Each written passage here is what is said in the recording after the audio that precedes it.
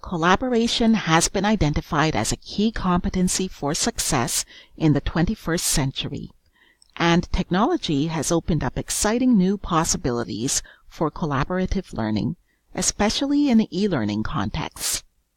But educators may find it helpful to bear a few theoretical and practical points in mind.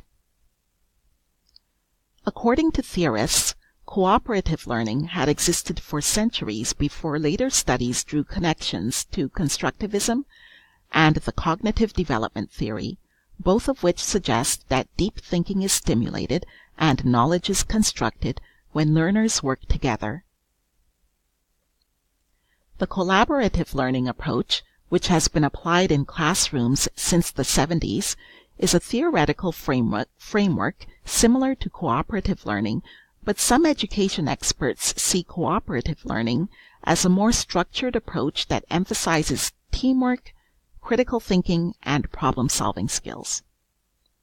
Finally, the more recent online collaborative learning theory was inspired by the many web-based tools that have made e-learning possible.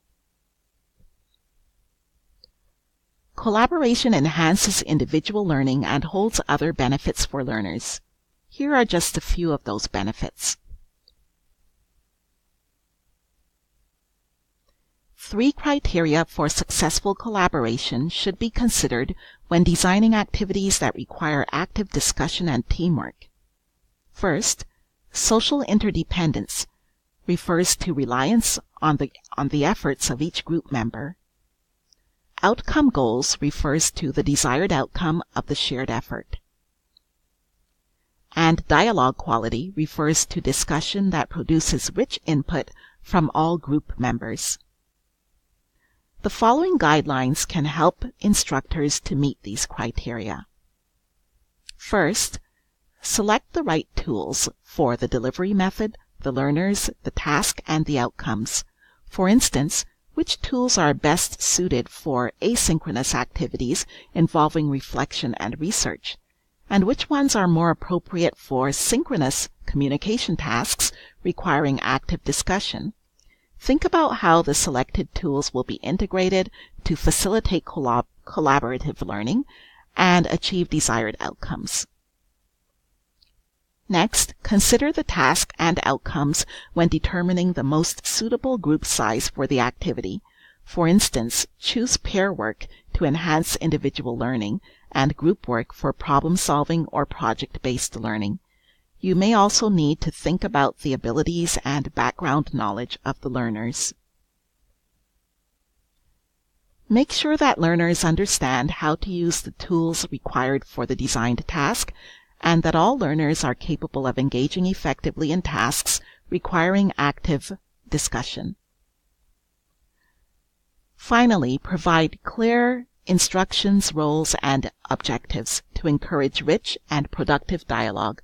Consider providing individual and group incentives to ensure accountability for learning and to promote active participation.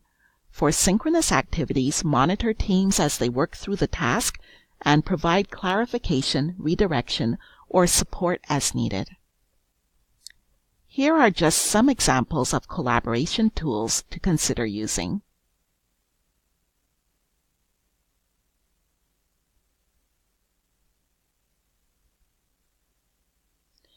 Let's look at a few of these more closely.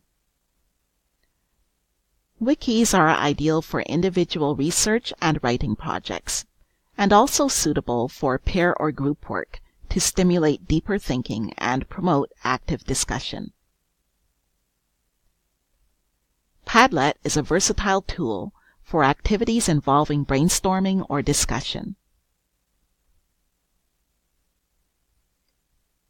And MindMap is a free online real-time mind mapping tool for tasks involving brainstorming and/or problem solving. To learn more about designing effective collaborative e-learning tasks, consult the references and the resources listed on these final slides. Thank you for listening.